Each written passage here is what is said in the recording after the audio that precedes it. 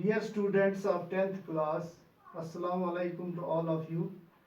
Today our topic is punctuation.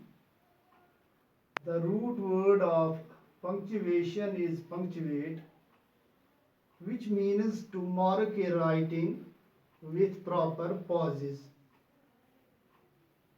And punctuation marks they are visual indicators which are used in a written text, or we can say printed text, and they separate sentences or a part of a sentence from another. And this punctuation system, it is based on grammar. The chief punctuation marks are capital letter, period or full stop, comma, inverted commas, question mark, etc. Today we try to learn the punctuation mark capital letter first. Capital letter, this capital letter, where we make use of this capital letter when we write, it is used at the start of every sentence. At the start of every sentence, for example, there is someone at the door. First letter of their T, it should be capital. We use it at the start of every sentence within quotation marks. Within quotation marks, for example, he said, "Pass me the bottle, please." This part of the sentence, "pass me the bottle, please," it is within quotation marks, and first word pass, it is first letter, it should be capital, and it is also used at the start of every line of poem. The personal pronoun I, it is also written in capital form. For example, I assured the poor that I would help them. I start within the sentence another I, it should also be written in capital.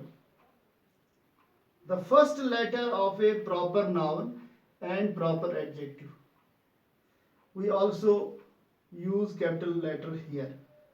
For example, we like Kashmir and celebrate Kashmiri festivals. Kashmir is a proper noun and Kashmiri festivals. Kashmiri is a proper adjective. This Kashmiri, it should also be written with capital letter K.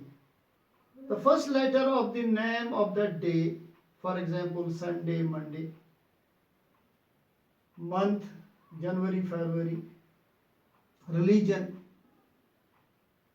for example, Islam, festival, for example, Eid, Muharram, special day or occasion, for example, Republic Day. The first letter of words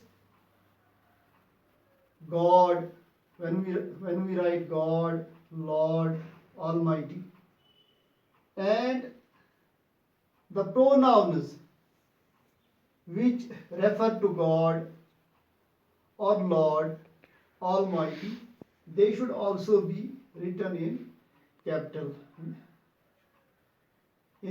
letter, or started with capital letters. For example, he, his, him. In the name of a book, it is also used in the name of a book, journal, subject, chapter.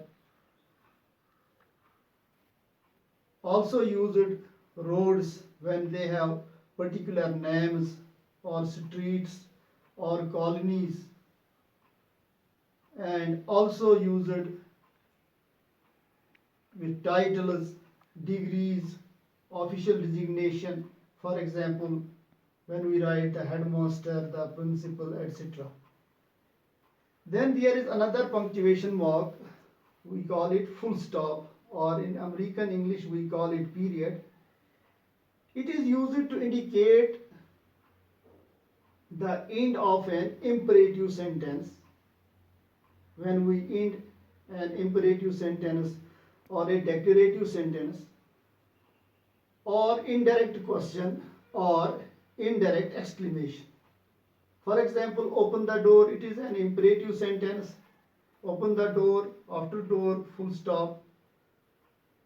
We are going home, it is a declarative sentence, full stop, after whom.